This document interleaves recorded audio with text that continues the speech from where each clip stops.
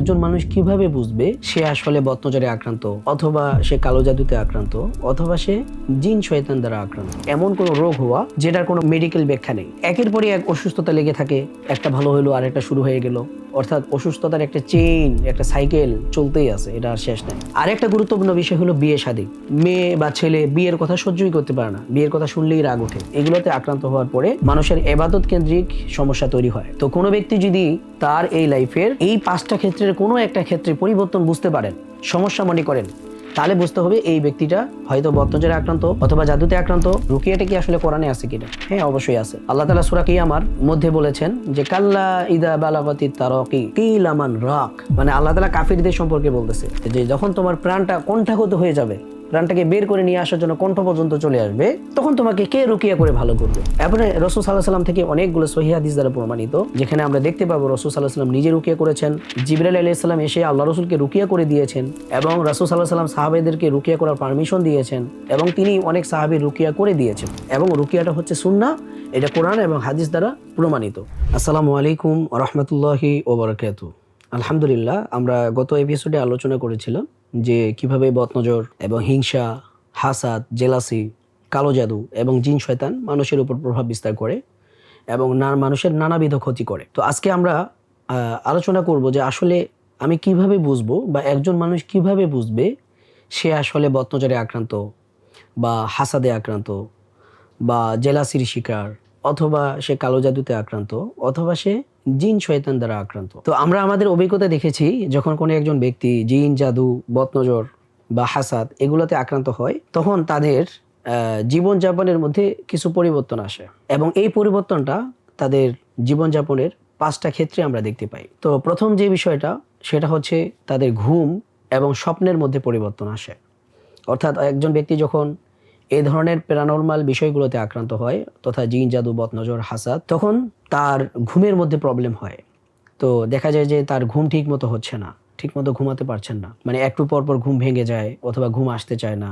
আবার অনেক সময় হয় যখন সে ঘুমাচ্ছে, জাস্ট চোখটা লেগে আসছে, যেটাকে আমরা তন্দ্রা বলি, ঠিক ওই মুহূর্তে তার কাছে মনে হয় যে সে উপর থেকে পড়ে যাচ্ছে, শরীর কেঁপে উঠতেছে, শরীর ঝাঁকুনি দিয়ে ওঠে, এই রকম প্রবলেম তার হয়। দ্বিতীয় নম্বর যে জিনিসটা হয়, সেটা হলো অনেক সময় তারা বুঝতে পারেন ঘুমন্ত অবস্থায় যে কোনো একটা জিনিস, কোনো একটা অদৃশ্য শক্তি তাকে চেপে ধরছে, সে হাত পা নাড়াতে পারছে না, সে আওয়াজ করতে পারতেছে না, কথা বলতে পারতেছে না, কয়েক সেকেন্ডের জন্য এইরকম একটা পরিস্থিতি হয়, যেটাকে আমরা স্লিপিং প্যারালাইসিস বলি মেডিকেলের ভাষায়, এবং গ্রামের ভাষায় আমরা এটাকে মূলত বোবায় ধরা বলে থাকি। সো এই প্রবলেমটা তার হয়। দ্বিতীয় নম্বর যে বিষয়টা, তার স্বপ্নের মধ্যে পরিবর্তন আসে। দেখা গেছে যে আগে কোনো ব্যক্তি আছে, সে স্বপ্নেই দেখে না, কিন্তু এখন সে নানা রকম স্বপ্ন দেখে। কিছু স্বপ্ন হচ্ছে অশ্লীল স্বপ্ন, এমন হতে পারে সে ভয়ঙ্কর স্বপ্ন দেখে। তো আমরা কিছু স্বপ্নের কথা বলতেছি। এর মধ্যে প্রথম যে বিষয়টা, সেটা হচ্ছে কোনো একজন ব্যক্তি যখন এগুলোতে আক্রান্ত হয়, সেই স্বপ্নে দেখতে পায় যে কোনো সাপ বা কোনো হিংস্র প্রাণী, কুকুর, বিড়াল, গরু, মহিষ, হ্যাঁ, এই ধরনের কোনো কিছু প্রাণী তাকে আক্রমণ করতেছে, তাকে তাড়া করতেছে, তাকে ধাওয়া করতেছে, এই ধরনের স্বপ্নগুলো সে দেখে। অথবা এমন হইতে পারে যে সে স্বপ্নে খেতে দেখতেছে, অর্থাৎ কেউ তাকে জোর করে খাওয়াচ্ছে, অথবা তিনি নিজেই খাচ্ছেন। তো সে যখন স্বপ্নে খেতে দেখে, তারপরের দিন সে যখন ঘুম থেকে উঠার পরে তিনি বুঝতে পারেন যে তার পেট ফেঁপে আছে, পেটে প্রচুর গ্যাস জমে গেছে, তারপর পেটে ভুটভাট শব্দ করতেছে, বমির ভাব হচ্ছে, কোনো কিছু খেতে পারছে না, শরীরে দুর্বলতা চলে আসে, তো এবং শরীরে একটা অজানা খারাপ লাগা কাজ করে।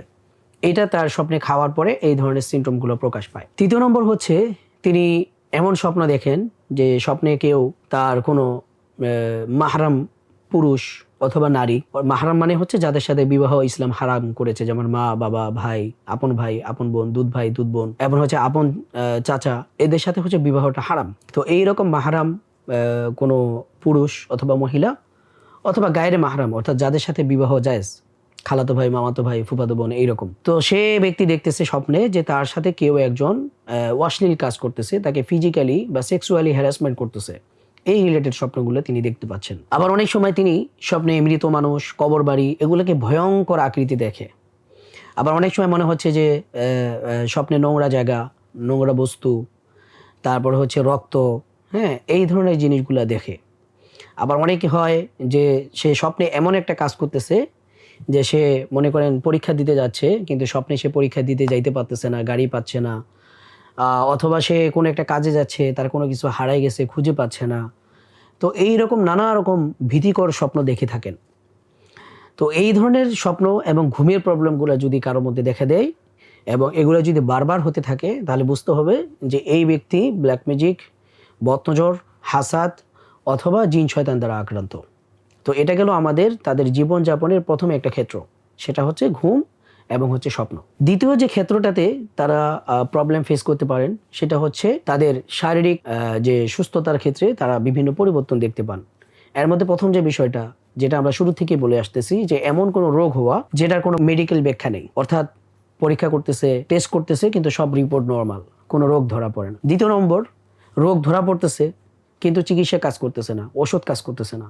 তৃতীয় নম্বর হচ্ছে এমন একটা রোগ হচ্ছে যে রোগের আসলে কোনো মানে ওই ব্যক্তির সাথে এই রোগটা আসলে মানানসই নয়। যেমন কোনো একজন ব্যক্তি, সে কোনো অনৈতিক সম্পর্ক, যেমন সে হচ্ছে যে পতিতালয়ে যায় না, কিন্তু তার এমন একটা যৌন রোগ হয়েছে যেটা আসলে তার সাথে সম্ভব না।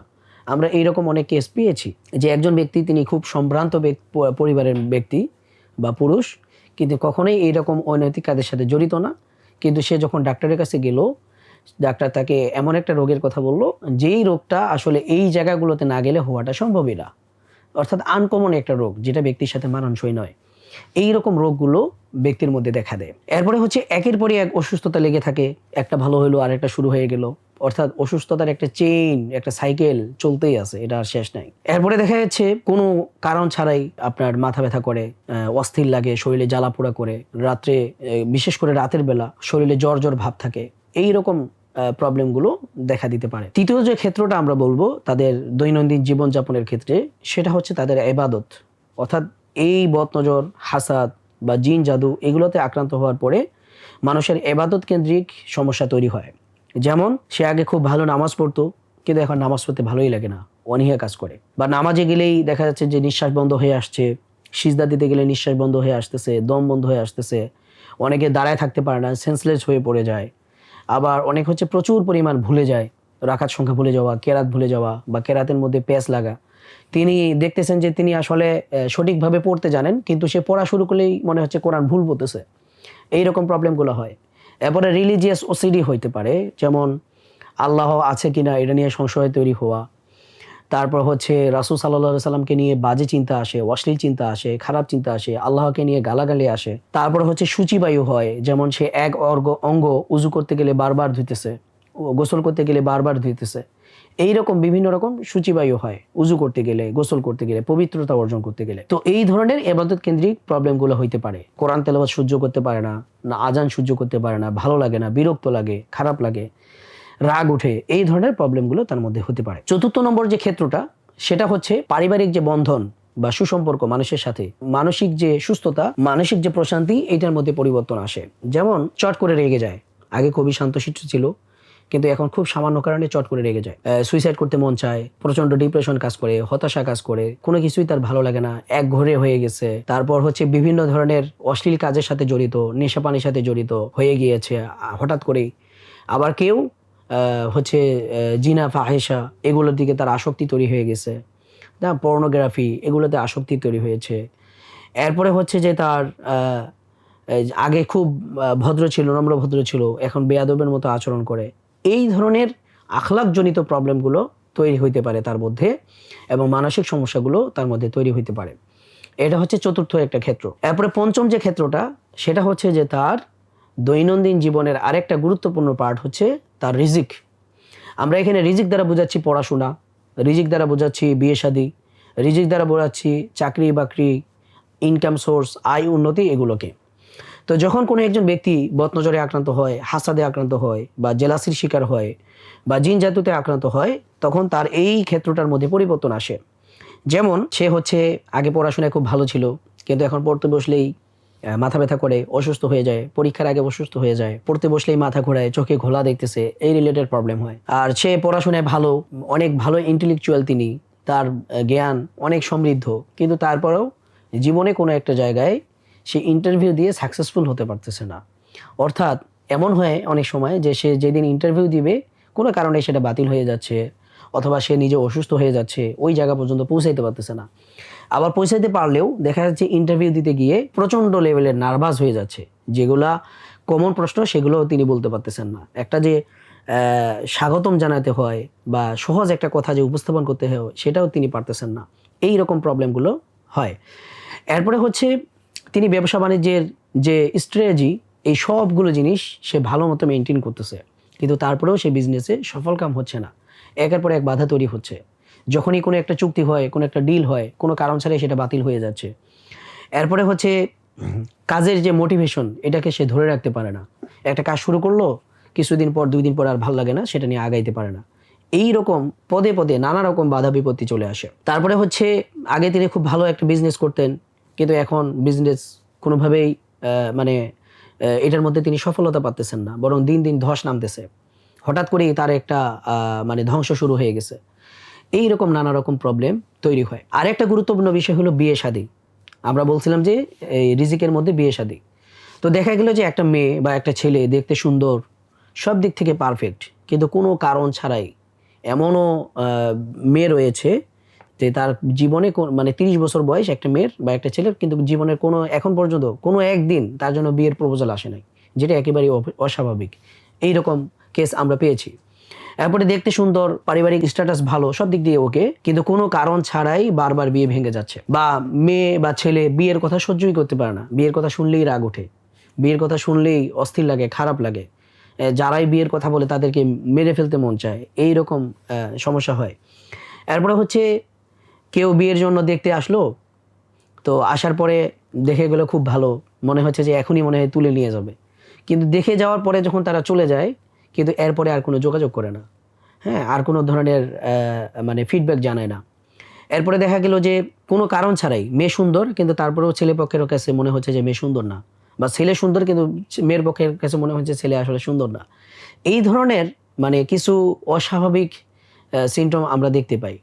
আবার বিয়ের কথা শুনলেই, বিয়ের প্রপোজাল আসলেই অসুস্থ হয়ে যায়, চেহারা নষ্ট হয়ে যায়, এই ধরনের প্রবলেমগুলো দেখা দেয়।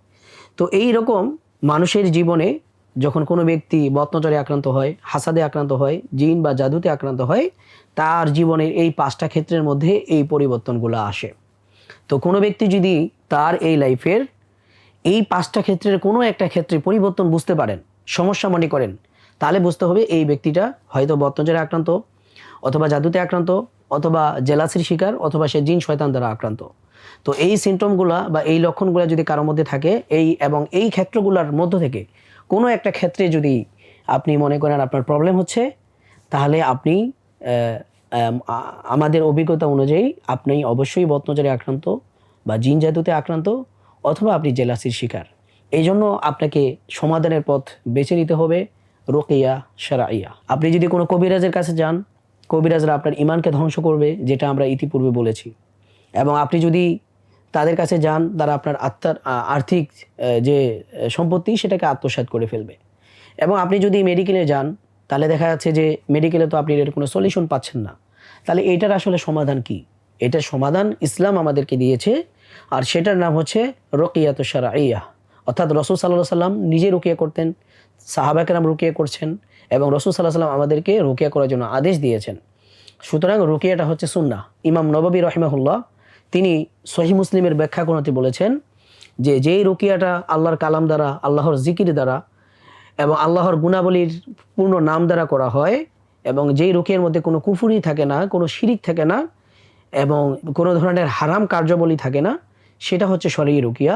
এই ধরনের রুকিয়ার মাধ্যমে রুকিয়া করাটা হচ্ছে সুন্নাহ। তো এটা যে সুন্নাহ, এই সম্পর্কে আমরা কিছু হাদিস দেখব। আর এরও আগে আল্লাহ সুবহানাহু ওয়া তাআলা আমাদেরকে আজকে থেকে 14 বছর আগে এই সকল সমস্যাগুলোর সমাধান দিয়ে গিয়েছেন, আর সেটা হচ্ছে রুকিয়া। এখন আসেন, রুকিয়াটা কি আসলে কোরআনে আছে কিনা? হ্যাঁ, অবশ্যই আছে। আল্লাহ তাআলা সূরা কিয়ামার মধ্যে বলেছেন যে কাল্লা ইদা বালাগাতিত তারাকি, যে যখন প্রাণ কণ্ঠাগত হবে, অর্থাৎ কোনো একজন ব্যক্তি সে যখন মৃত্যুর পর্যায়ে থাকে, সকরাতের অবস্থায় থাকে, তো আল্লাহ বলতেছে যখন তার প্রাণটাকে মানে বের করে নিয়ে আসা হবে, তখন আল্লাহ বলতেছেন কিল আমান রাক, তখন এই ব্যক্তিটাকে কে রুকিয়া করবে, তার রুকিয়া কে করবে? মানে আল্লাহ তাআলা কাফিরদের সম্পর্কে বলতেছে, যারা হচ্ছে যে আল্লাহ তাআলার বিভিন্ন ক্ষমতাকে অস্বীকার করে। আল্লাহ তাদেরকে মশকরা করে বলতেছে যে যখন তোমার প্রাণটা কণ্ঠাগত হয়ে যাবে, প্রাণটাকে বের করে নিয়ে আসার জন্য কণ্ঠ পর্যন্ত চলে আসবে, তখন তোমাকে কে রুকিয়া করে ভালো করবে। তাহলে বোঝা গেল রুকিয়ার বিষয়টা এটা কোরআনে আছে। এরপরে রাসূল সাল্লাল্লাহু আলাইহি সাল্লাম থেকে অনেকগুলো সহিহ হাদিস দ্বারা প্রমাণিত, যেখানে আমরা দেখতে পাবো রাসূল সাল্লাল্লাহু আলাইহি সাল্লাম নিজে রুকিয়া করেছেন, জিবরাইল আলাইহিস সালাম এসে আল্লাহ রাসূলকে রুকিয়া করে দিয়েছেন, এবং রাসূল সাল্লাল্লাহু আলাইহি সাল্লাম সাহাবাদেরকে রুকিয়া করার পারমিশন দিয়েছেন, এবং তিনি অনেক সাহাবী রুকিয়া করে দিয়েছেন। এই বিষয়গুলো নিয়ে আমরা কয়েকটি হাদিস দেখব। প্রথমত একটা হাদিস যেটা সহিহ মুসলিমে আসছে, রাসূল সাল্লাল্লাহু আলাইহি সাল্লামের কাছে একবার আনাস বিন মালিক আল আশজাঈ নামে একজন সাহাবী, তিনি আল্লাহ রাসূলকে এসে বললেন, ইয়া রাসূলুল্লাহ কুন্না নারকি ফিল জাহিলিয়াতি ফাকুলনা ইয়া রাসূলুল্লাহ কাইফা তারা ফি যালিক। মানে ওই সাহাবী এসে আল্লাহ রাসূলকে বলল, ইয়া রাসূলুল্লাহ আমরা জাহিলিয়াতের সময় রুকিয়া করতাম, তাহলে আপনি এই বিষয়টাকে কি মনে করেন, এটা কি আসলে ভালো কিনা? তখন রাসূল সাল্লাল্লাহু আলাইহি সাল্লাম তাদেরকে বললেন, ই আরিদু আলাইয়া রুকাকুম, যে তোমরা তোমাদের রুকিয়াগুলোকে আমার সামনে উপস্থাপন করো। তো তারা তখন তাদের রুকিয়াগুলোকে রাসূল সাল্লাল্লাহু আলাইহি সাল্লামের সামনে উপস্থাপন করলেন। রাসূল সাল্লাল্লাহু আলাইহি সাল্লাম তখন একটা মূলনীতি বলে দিলেন যে লা বা'সা বির রুকা মা লাম ইয়াকুন ফীহি শিরকুন, যদি রুকিয়ার মধ্যে কোনো শিরিক না থাকে তাহলে এই ধরনের রুকিয়া দ্বারা রুকিয়া করাটা জায়েজ। অর্থাৎ এমন রুকিয়া হইতে হবে যেখানে আল্লাহর কালাম থাকবে, আল্লাহর নাম থাকবে, এবং কোরআনের আয়াত থাকবে। হাদিসে বর্ণিত যে দোয়াগুলো আছে, যেগুলোর মাধ্যমে রাসূল সাল্লাল্লাহু আলাইহি সাল্লাম আল্লাহর কাছে পানা চাইছেন, আশ্রয় চাইছেন, সুস্থতা কামনা করছেন, ওই সকল দোয়াগুলো থাকবে। এরপরে দ্বিতীয় যে শব্দটা, সেটা হচ্ছে যে এই যে দোয়াগুলো করা হবে বা রুকিয়াতে যে বাক্যগুলো পাঠ করা হবে, সেগুলো অবশ্যই অর্থবোধক হতে হবে। অর্থাৎ এমন কোনো মন্ত্র হওয়া যাবে না যেটার অর্থ বোঝা যায় না। এরপরে হচ্ছে এমন কোনো বাক্য হওয়া যাবে না যেটা দুর্লভ, যেটা আমরা বুঝতেছি না কি বলতেছে। তৃতীয় নম্বর যে শর্তটা রুকিয়া বিশুদ্ধ হওয়ার জন্য, সেটা হচ্ছে যে এই বিশ্বাস রাখতে হবে যে সুস্থতা কেবলমাত্র আল্লাহর পক্ষ থেকেই আসেন, আর রুকিয়ার স্বতন্ত্র কোনো পাওয়ার বা ক্ষমতা নেই, বরং রুকিয়াটা কার্যকর হয় আল্লাহ সুবহানাহু ওয়া তাআলার ক্ষমতা এবং পাওয়ারের কারণেই। এই তিনটা জিনিস যদি ঠিক থাকে, তাহলে এই ধরনের রুকিয়া দ্বারা রুকিয়া করা সম্পূর্ণরূপে জায়েজ। তো আরেকটি হাদিস আমরা বলতে চাচ্ছি, সেটা হচ্ছে একবার রাসূল সাল্লাল্লাহু আলাইহি সাল্লাম উম্মে সালামা রাদিয়াল্লাহু তাআলা আনহার ঘরে গেলেন। তখন রাআ ফি বাইতিহা জারিয়াতান, তখন তিনি তার ঘরে একটি বালিকাকে দেখতে পারলেন, ফি ওয়াজহিহা সাফাতুন, যার চেহারাটা মলিন হয়ে গিয়েছে। তখন রাসূল সাল্লাল্লাহু আলাইহি সাল্লাম উম্মে সালামাকে বললেন, ইস্তারকুলাহা ফা ইন্না বিহান নাজরাতা, যে তোমরা এই মেয়ের জন্য রুকিয়া চাও, অন্য কোনো রাকির কাছে রুকিয়া করাও, কেননা ফা ইন্না বিহান নাজরাতা, তার চেহারার মধ্যে বদনজর পড়ছে।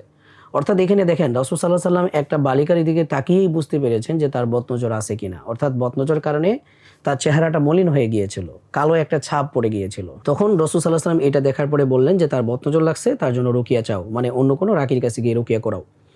এরপরে আরেকটা হাদিস আসছে যেটা সহিহ মুসলিমের মধ্যে, রাসূল সাল্লাল্লাহু আলাইহি সাল্লামের কাছে একবার জিবরাইল আলাইহিস সালাম আসলেন, এসে বললেন, ইয়া মুহাম্মদ হাল ইশতাকাইতা, হে মুহাম্মদ আপনি কি অসুস্থতার জন্য আল্লাহর কাছে অনুযোগ করেছেন?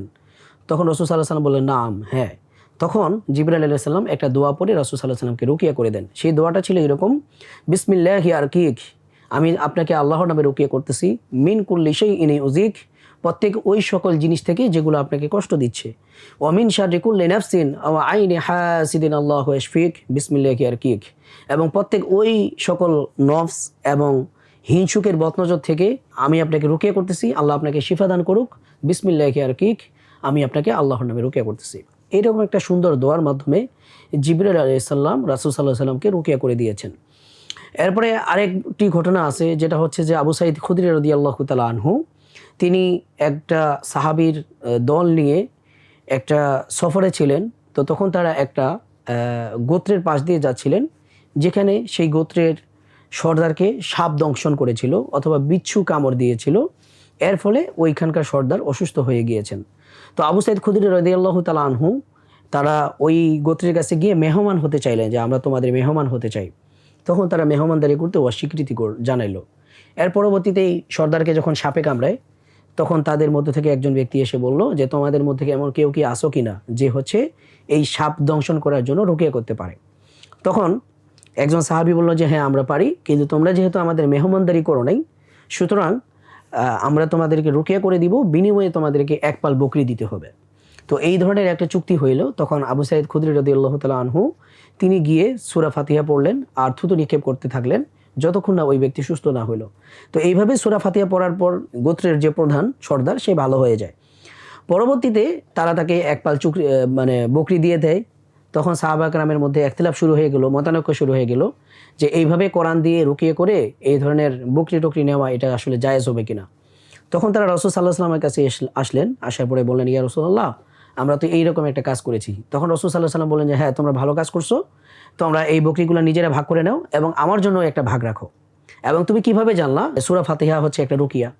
তাহলে দেখেন রাসূল সাল্লাল্লাহু আলাইহি ওয়াসাল্লাম সাহাবা কেরামের রুকিয়ার বিনিময়ে পারিশ্রমিক নেওয়াটাকে তিনি জায়েজ বলেছেন এবং সূরা ফাতিহা দ্বারা রুকিয়া করাটাকে তিনি অনুমোদন দিয়েছেন। তাহলে আমরা বুঝতে পারলাম যে এই যে মানুষ জিন, জাদু, বদনজর, হাসাদ এগুলাতে যখন আক্রান্ত হয় এবং এই আক্রান্ত হওয়ার কারণে তাদের যে অসুস্থতাগুলো তৈরি হয়, এই অসুস্থতাগুলোর থেকে সুস্থতা লাভের জন্য তারা যখন কোনো সমাধান পাচ্ছেন না মেডিকেলে, ইউনানিতে, আয়ুর্বেদে, তখন তাদের উচিত হচ্ছে রুকিয়া করা। আর কেন রুকিয়া করবে? কারণ হচ্ছে এই রুকিয়াটাই হলো এটার পারফেক্ট সমাধান, একমাত্র সমাধান এবং হচ্ছে কার্যকরী একটা সমাধান। এবং রুকিয়াটা হচ্ছে সুন্নাহ, এটা কোরআন এবং হাদিস দ্বারা প্রমাণিত। সেজন্য আমরা যদি কেউ এই ধরনের অসুস্থতায় ভুগি তাহলে আমরা অবশ্যই রুকিয়া শরিয়া নিজেরাই করব অথবা কোনো রাকির মাধ্যমে আমরা রুকিয়া করব। আমরা ইনশাআল্লাহ সামনের পর্বে আলোচনা করব যে একজন ব্যক্তি সে কিভাবে নিজে রুকিয়া করতে পারে এবং নিজে রুকিয়া করে এই সকল অসুস্থতাগুলো থেকে সুস্থতা লাভ করতে পারে। আজকে এই পর্যন্তই। আসসালামু আলাইকুম ওয়া রাহমাতুল্লাহি ওয়া বারাকাতুহু। 1 লক্ষাধিক পণ্য আর অসংখ্য সুবিধা নিয়ে আস্থার রকমারি আপনার দোরে। যা কিছু দরকারি সাথে আছে রকমারি। বই ও পণ্য অর্ডার করতে ভিজিট করুন এখনই।